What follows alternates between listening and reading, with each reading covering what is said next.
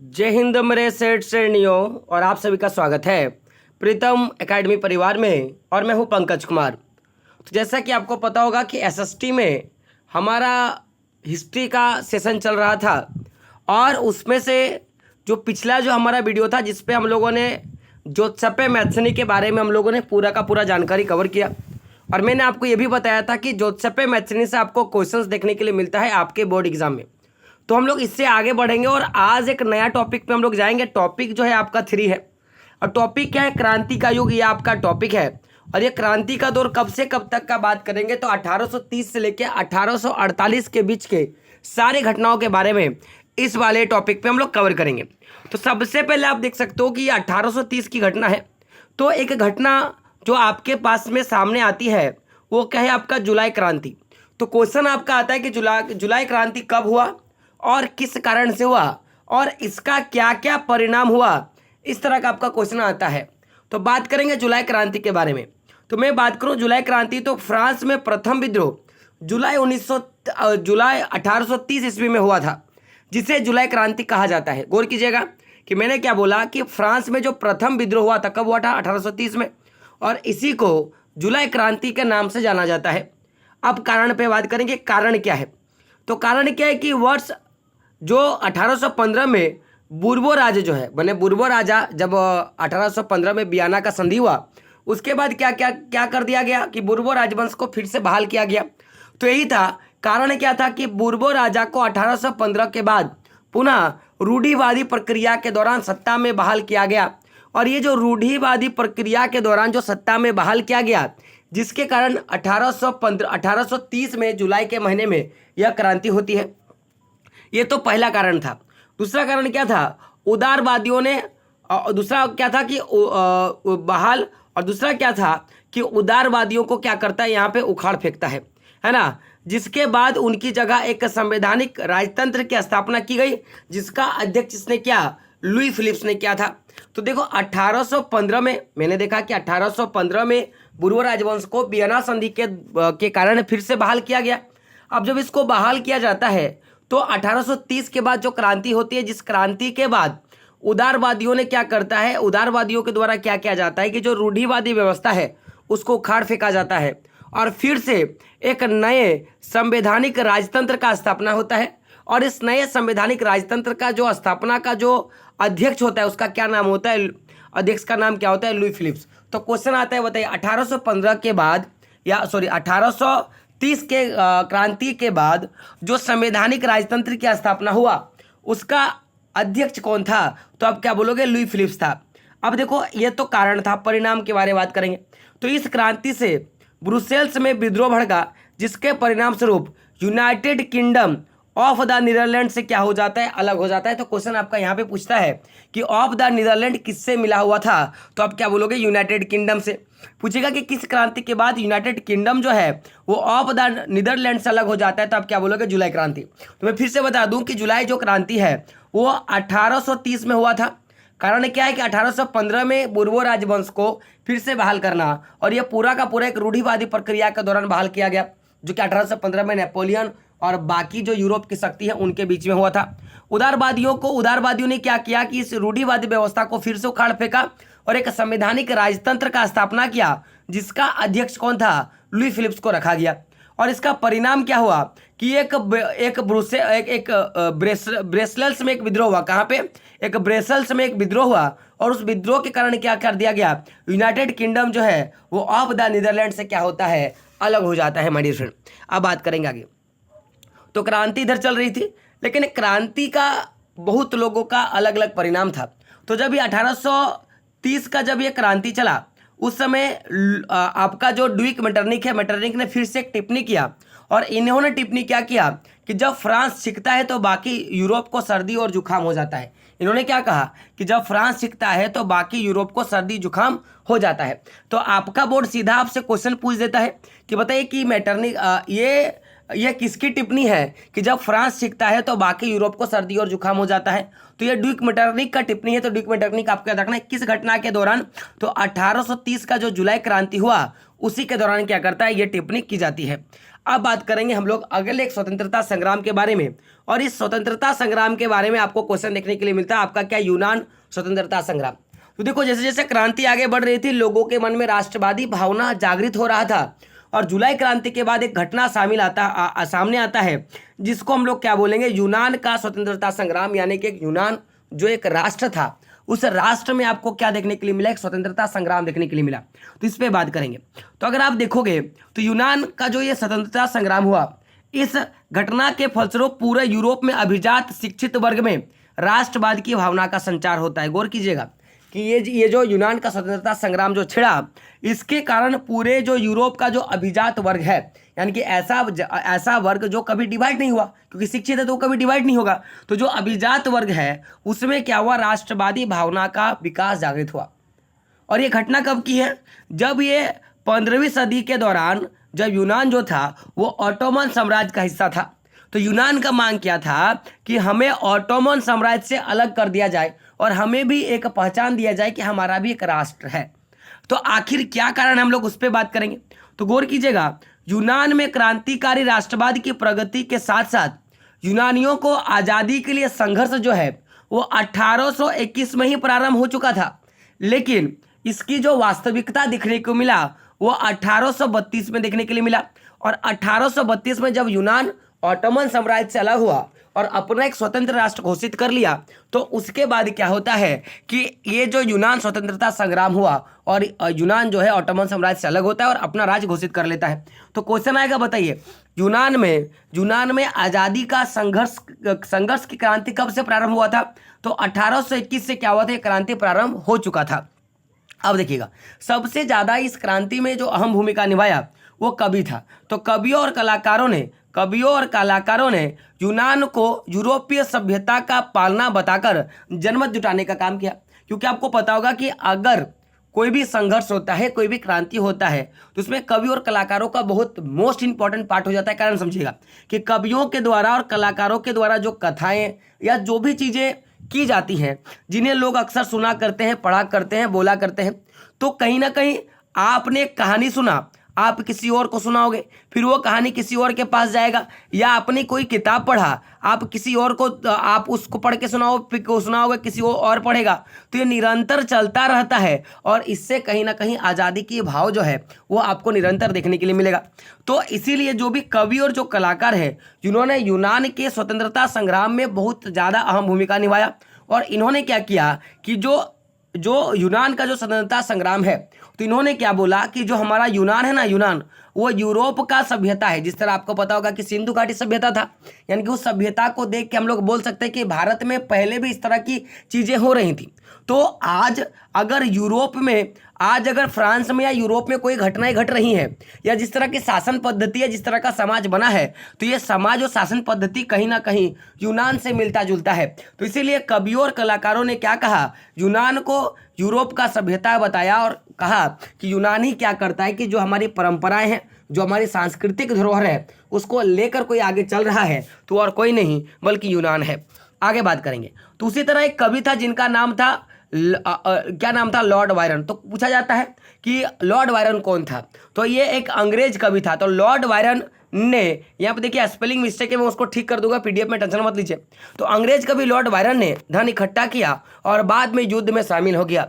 और इसी दौरान 1824 में क्या होता है, इनको बुखार के कारण इनकी युद्ध के ही दौरान मृत्यु हो जाती है। तो क्वेश्चन पूछा जाता है माय डियर फ्रेंड, बताइए कि किस युद्ध के दौरान लॉर्ड बायरन की मृत्यु होती है? तो यूनान स्वतंत्रता संग्राम के दौरान। क्या कारण है? तो बुखार के कारण। और कब हुआ? तो 1824 में होता है। अब देखिए, इतना जब विद्रोह हुआ और बाकी जब सारी घटनाएं घट रही थी, तो अंततः 1832 ईस्वी में क्या हुआ, एक संधि हुआ। और वो संधि क्या था? कुस्तुनतुनिया की संधि। क्या था? कुस्तुनतुनिया की संधि। और इस संधि के बाद क्या क्या कर दिया गया कि यूनान का स्वतंत्रता संग्राम समाप्त हुआ और ऑटोमन साम्राज्य से यूनान को अलग कर दिया गया, यानी कि उसको एक पहचान दिया गया। तो अब यहाँ से क्वेश्चन बन के आता है, बताइए कि कुस्तुनतुनिया की संधि कब हुआ था? तो 1832 में। और इस संधि के बाद कौन सा राष्ट्र अस्तित्व में आया? तो आप क्या बोलोगे? यूनान राष्ट्र अस्तित्व में आया। और ये किसके साथ पहले था? तो आप क्या बोलोगे कि 15वीं शताब्दी में ये जो यूनान है वो ऑटोमन साम्राज्य के अंतर्गत आता था। तो हम लोगों ने क्या देखा यूनान स्वतंत्रता संग्राम में कि सबसे पहले हम लोगों ने क्या देखा कि इस संग्राम ने क्या किया कि यूरोप का जो शिक्षित अभिजात वर्ग है उसके मन में राष्ट्रवादी भावना का संचार किया। और ये कब की घटना है? तो जब 15वीं सदी में यूनान जो है वो ऑटोमन साम्राज्य के अंतर्गत था। अब इनमें जब आज़ादी की भावना का लहर उठा तो ये जो लहर है ये केवल हम लोग 1832 में नहीं देख रहे हैं, क्योंकि क्रांति बहुत पहले से होती है। तो इसकी जो क्रांति की जो शुरुआत है वो 1821 में हो चुका था। अब बाद में इसमें बहुत सारे कवि, बहुत सारे कलाकार और अनेक तरह के लोग आए और उन्होंने इस क्रांति को आग देने का काम किया। और उन्होंने आग कैसे दिया? तो इन्होंने कहा कि यूरोप की जो सभ्यता है उसका जो कोई पालना है, उसको आगे लेकर चलने वाला कोई है तो और कोई नहीं बल्कि यूनान है। फिर उन्होंने इसी तरह एक कवि था जिनका नाम क्या था, लॉर्ड कवि वारन। उन्होंने क्या किया, धन इकट्ठा किया, लोगों से धन मांगा कि भाई मैं युद्ध पे जा रहा हूँ, युद्ध पे धन की आवश्यकता होगी, ऐसे धन मांगा। और धन मांगने के बाद ये क्या करते हैं, युद्ध में शामिल होते हैं। और 1824 में इसी युद्ध के दौरान बुखार के कारण क्या होता है, इनकी मृत्यु हो जाती है। और अंततः 1832 ईस्वी में कुस्तुनतुनिया की संधि के साथ यूनान को एक स्वतंत्र राष्ट्र का दर्जा दे दिया जाता है। तो यूनान का स्वतंत्रता संग्राम, यहाँ से आपको क्वेश्चन पूछा जाता है। बात करेंगे आगे, आप गौर कीजिएगा। अब ये जब आंदोलन चल रहा था और कवि कलाकार ऐसे बहुत सारे लोग मार्केट में आ रहे थे जो स्वतंत्रता को आगे करना चाहते थे। हम लोगों ने पिछले वीडियो पे देखा था, सेंसरशिप कानून के बारे में देखा था।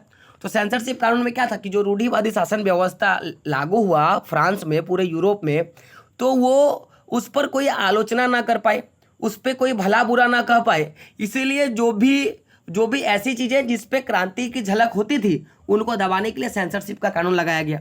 तो अब आप गौर कर सकते हो कि कहीं ना कहीं ये जो कलाकार हैं या जो भी दार्शनिक हैं, दार्शनिक यानी कि जो दूर की सोचते हैं दार्शनिक, तो उनके जो विचार है वो कहीं ना कहीं क्रांति को प्रकट करता है।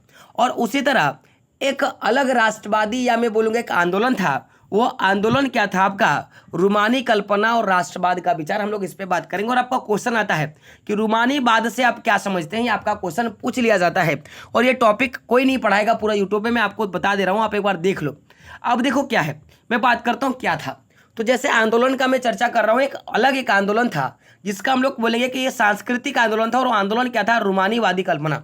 तो रूमानीवादी एक सांस्कृतिक आंदोलन था जो खासकर जो एक खास तरह की राष्ट्रवादी भावना का विकास करना चाहता था। गौर कीजिएगा, ये क्या करना चाहता था, तो एक खास तरह की राष्ट्रवादी भावना का विकास करना चाहता था। तो अब विकास क्या था, थोड़ा हम लोग उस पर बात करेंगे। तो ये जो रूमानीवादी जो विचारधारा के लोग थे, जो एक सांस्कृतिक आंदोलन था, इनका मानना था कि आमतौर पर रूमानी कलाकारों और कवियों ने तर्क वितर्क और विज्ञान के महिमा मंडन की आलोचना की और उनकी जगह भावनाओं, अंतर्दृष्टि और रहस्यवादी भावनाओं पर जोर देने का काम किया।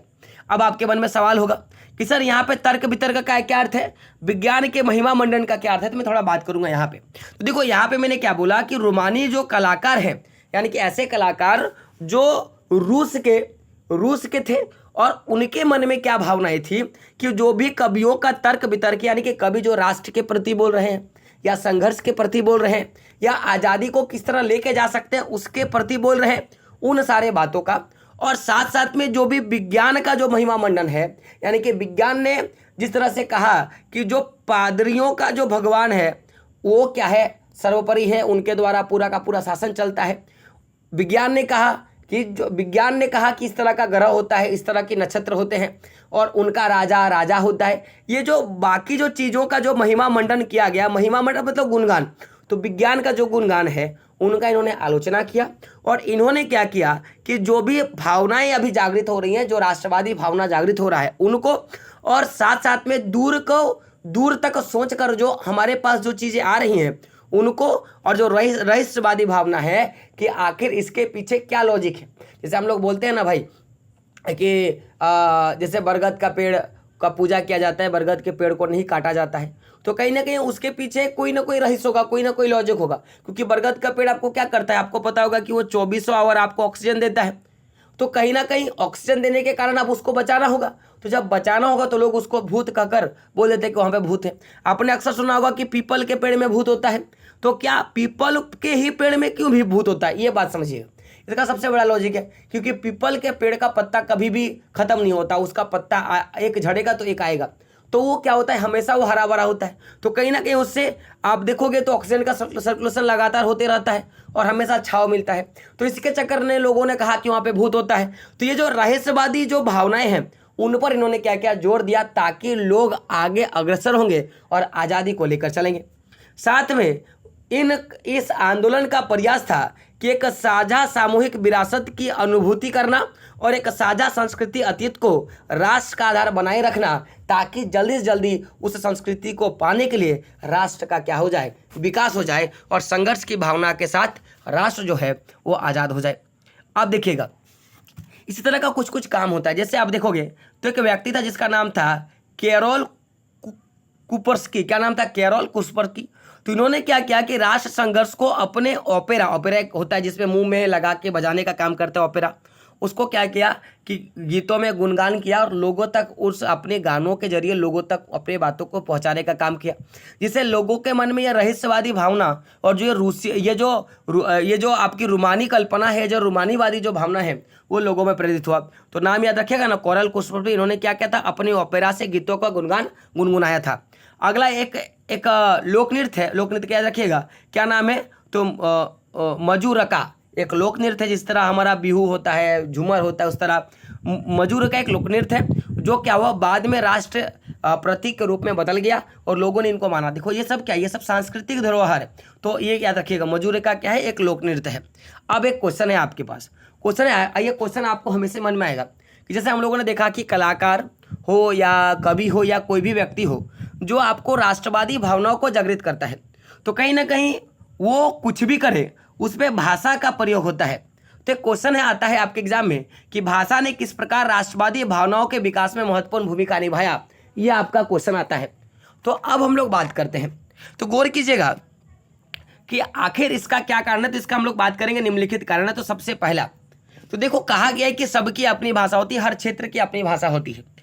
जब तक आप उस क्षेत्र में बोले जाने वाले लोगों की बात सुनोगे तब तक उस क्षेत्र में कभी भी क्रांति आपको देखने के लिए नहीं मिलेगा, या आपको उस क्षेत्र का संघर्ष नहीं देखने के लिए मिलेगा। मेरा बोलने का मतलब एक राजा है, अब राजा का मान लो कि 6-7 ऐसे क्षेत्र है और हर क्षेत्र में अलग अलग भाषाएं बोली जाती हैं। अब राजा क्या करता है कि हर क्षेत्र में जो भाषा बोली जा रही है उसको चलने देता है और उसके हिसाब से वो काम करता है। लेकिन राजा अब क्या कर रहा है कि जो भी भाषा बोला जा रहा है उसको हटाकर किसी एक भाषा को ज़्यादा प्राथमिकता दे रहा है, तो बाकी जो भाषाएं बोली जा रही हैं वो हाशिए पे चला जा रहा है। जब वो हाशिए पे चला जाएगा तो कहीं ना कहीं उससे विद्रोह देखने के लिए मिलेगा, क्योंकि जब आप एक भाषा को आगे बढ़ा रहे हो तो कहीं ना कहीं उस भाषा को बोलने वाले जो लोग हैं, जो समुदाय है, उसको आप आगे बढ़ा रहे हो, तो बाकी के समुदाय दब जाते हैं, तो वो क्या करेंगे, आंदोलन करने का काम करेंगे। तो आखिर क्या कारण है, भाषा किस प्रकार राष्ट्रवादी भावनाओं को जागृत करता है, हम लोग इस पे बात करेंगे। तो गौर कीजिएगा कि रूसी कब्जे के बाद पोलिश भाषा को स्कूल से बलपूर्वक हटा दिया गया और रूसी भाषा को हर जगह जबरन लाद दिया गया। तो आप गौर करना कि ऐसे लोग जिस क्षेत्रों में पोलिश भाषा बोले जाते थे और वहाँ के बच्चे, बूढ़े, बुजुर्ग, युवा और जो भी ऑफिशियल जो भी आधिकारिक काम होता था वो पोलिश भाषा में होता था। अब अचानक क्या करते हो कि उसको हटा देते हो और रूसी भाषा को आप वहाँ पे डाल देते हो। तो जब आप इस भाषा को डालते हो तो कहीं ना कहीं ऐसे लोग जो पोलिश भाषा बोलते हैं उनका और उनके कार्यों का साथ में उनके जीविका में बहुत ज़्यादा असर आपको देखने के लिए मिला। तो इसी के कारण क्या होता है, आंदोलन आपको देखने के लिए मिला, भाषा जो है आंदोलन का रूप लिया। आप समझिएगा क्वेश्चन आपका क्या आता है कि पोलिश भाषा को स्कूलों से हटाने के बाद किस भाषा को बलपूर्वक थोपा गया था, तो अब क्या बोलोगे, रूसी भाषा को बलपूर्वक थोपा गया था। तो अब हुआ क्या था, हम लोग उस पर बात करेंगे। तो जब ये बलपूर्वक थोपा गया उसी समय 1831 ईस्वी में रूस में विद्रोह हुआ। और ये विद्रोह कैसा हुआ, सशस्त्र विद्रोह हुआ, यानी कि लोग जो है लाठी है ना, तलवार, इसी तरह के बहुत तरह के बंदूक, गोली, जो भी शस्त्र हो सकते थे उससे उन्होंने विद्रोह किया। लेकिन रूस के जो लोग हैं उन्होंने क्या किया कि इस आंदोलन को कुचल दिया।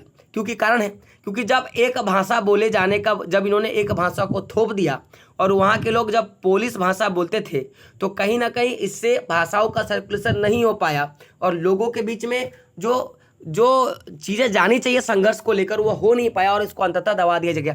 कारण समझिएगा मैं क्या बोलना चाहता हूँ कि अगर मान लिया जाए कि किसी क्षेत्र में एक भाषा बोला जाता है और उस क्षेत्र के सभी लोग सेम भाषा बोलते हैं।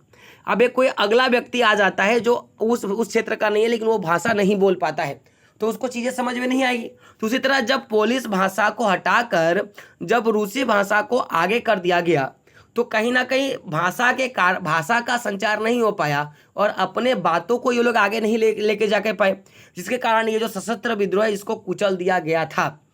अब समझिएगा कि जब इसको कुचल दिया गया तो जो भी इसके अनेक सदस्य थे उन्होंने राष्ट्रवादी विरोध के लिए भाषा को हथियार बना दिया कि अब अगर हम लोग को आगे कोई लेके जा सकता है तो हमारी भाषा है, क्योंकि भाषा से सबको प्रेम है भाई। क्योंकि अगर आप किसी क्षेत्र जैसे हमारे ये क्षेत्र में ही देखोगे, हमारा जो झारखंड है इसमें नॉर्मली हिंदी बोला जाता है, उर्दू बोला जाता है, कुडमाली बोला जाता है, खोट्टा बोला जाता है, संथाली बोला जाता है। अब यहाँ पर आकर अगर मान लो कि कोई जो भी उत्तर भारत का भाषा थोप दिया जाएगा तो कहीं ना कहीं हम लोग इसका विरोध करेंगे। जैसे अब जयराम महतो जी विरोध कर रहे हैं, आपको पता होगा अगर आप झारखंड से हो, कि भाई इधर बिहार किसका है, बिहारियों का, बंगाल किसका है, बंगालियों का। तो उसी तरह उन्होंने ये भी बातें कही कि झारखंड किसका, झारखंडियों का। तो जब आप पोलिस में हो, आप रूस में हो, जब आप पूरे के पूरे उस क्षेत्र में हो जहाँ पे पोलिस भाषा बोली जाती है और वहाँ पे आप रूसी भाषा को थोप देते हो, तो ये तो आंदोलन होना निश्चित ही है। तो जो भी सदस्य थे जो उन्होंने राष्ट्रवादों का विरोध किया और उन्होंने क्या किया, भाषा को हथियार बनाया। अब कारण समझिएगा, अब सबसे बड़ा जो कारण हुआ वो कब हुआ कि देखिएगा कि चर्च का जो आयोजन हो रहा था, यानी कि चर्च में जो भी प्रोग्राम हो रहा था या कोई भी जो धार्मिक शिक्षा का जो क्षेत्र था, वहाँ पे क्या किया, जो विरोधी लोग थे, जो लोग विरोध कर रहे थे रूसी भाषा का, उन्होंने क्या किया, पोलिश भाषा का प्रयोग करना शुरू कर दिया। जब इन्होंने पोलिश भाषा का प्रयोग किया तब अब क्या हुआ कि जो लोग रूसी भाषा को जो मतलब जबरदस्ती लादा था, उन्होंने क्या किया कि इसका नतीजा यह निकला कि बड़ी संख्या में पादरियों को और बिशपों को जेल में डाल दिया गया। जेल में क्या कर दिया गया, डाल दिया गया। जब इन्हें जेल में डाल दिया गया तो अब क्या हुआ कि साथ ही साथ जो रूसी अधिकारी थे उन्होंने क्या किया, इन पादरियों को और इन बिशपों को क्या कर दिया गया कि साइबेरिया भेज दिया गया, क्योंकि उन्हें रूसी भाषा का प्रचार करने से इन्होंने क्या कर दिया था, मना कर दिया था। और अपने आयोजनों में और अपने धार्मिक कार्यों में इन्होंने अभी भी पोलिश भाषा का प्रयोग किया था। तो अब बाद में ये इतना ज़्यादा क्रिटिकल हो गया कि पोलिश भाषा को रूसी संघर्ष का प्रतीक माना जाने लगा कि पोलिश भाषा ही क्या कर सकता है, रूस को आज़ाद करा सकता है। इस तरह की भावनाएं जो है प्रेरित होने लगी। तो ये पूरा का पूरा टॉपिक था जहां से आपको क्वेश्चन आता है, मैंने आपको बता दिया। अब अगले वीडियो में हम लोग बात करेंगे भूख, कठिनाई और जन विद्रोह। इस टॉपिक पे हम लोग पूरा का पूरा डिस्कस करेंगे। तो अगर आप चैनल पर नहीं हो और आपको अगर चीज़ों को समझना है तो पहले आप समझो। साथ ही न्यूज़ हर बार मैंने आपको बताया है कि अगर आप मैथ का क्लास करते हो, गौर कीजिएगा, अगर आप मैथ का क्लास करते हो तो मैथ के लिए आपका हमारे वेबसाइट जो है प्रीतम एकेडमी में एक टेस्ट सीरीज लाया गया है, जिसमें आपका जो भी लेक्चर होता है, जो भी लेक्चर 1 है, लेक्चर 2 या जो भी वीडियो ली जाती है, उसका आपको DPP यानी कि डेली प्रैक्टिस प्रॉब्लम आपको देखने के लिए मिलेगा। यानी कि जो भी क्वेश्चन आपके विगत वर्षों से यानी कि लगातार 10 वर्षों से जो भी आपको क्वेश्चंस आ रहे हैं, आपको वो वहाँ पे देखने के लिए मिलेगा। आप उसको सॉल्व करोगे तो आपका मैथ हार्ड होगा। और मैं दावे के साथ बोल सकता हूँ कि इस बार जो होगा वो आपका 100 मार्क्स आराम से आएगा, क्योंकि उस तरह का हम लोगों ने मॉडिफाई किया, तो वहाँ से देख सकते हो। फिर जैसे चैप्टर खत्म होगा फिर चैप्टर के रिगार्डिंग आपको वहाँ पे DPP देखने के लिए मिलेगा, कि आपको वहाँ पे डेली प्रैक्टिस प्रोग्राम देखने के लिए मिलेगा। जैसे अगर मान लो कि हिस्ट्री खत्म हो गया तो हिस्ट्री का आपको वहाँ पे जो चैप्टर है उसका आपको इंपॉर्टेंट क्वेश्चन सब मिलेगा, जिसको आपको सॉल्व करना है आपको, तो आपको देखने के लिए मिलेगा। तो आप हमारे प्रीतम एकेडमी जो है, हमारा जो प्रीतम एकेडमी जो ऑफिशियल चैनल है, वहाँ पे आप जाइए pritamacademy.com और वहाँ से आप देख सकते हो। साथ ही मैं आपको बता दूं कि साइंस का पूरा जो भी आपका फिजिक्स, केमिस्ट्री, मैथ, बायो है उसका और SST का, तो यहाँ साइंस के लिए आपको 299 रुपया पे करना होगा, जिससे आपको पूरा का पूरा चैप्टर्स का PDF आपको मिलेगा, जिससे आप आसानी से पढ़ पाओगे, कम समय में आपको पढ़ पाओगे। और अगर आपको SST का लेना है तो उसके लिए भी आपको 299 आपको पे करना होगा। यानी कि अगर आप दोनों का लेना चाहते हो तो कम से कम आपको कम से कम 600 रुपये आपको पे करना होगा, तब जाके आप आराम से ले सकते हो। यानी कि 598 रुपये के आसपास में आपको पे करना होता है। तो वीडियो कैसा लगा कमेंट बॉक्स में बताना है। साथ ही चैनल पे नए हो तो सब्सक्राइब करना है और बेल के आइकन क्या करना है, प्रेस करना है। तो दोस्तों मिलते हैं अगले वीडियो में, तब तक के लिए जय हिंद, जय भारत और आपका दिन शुभ हो।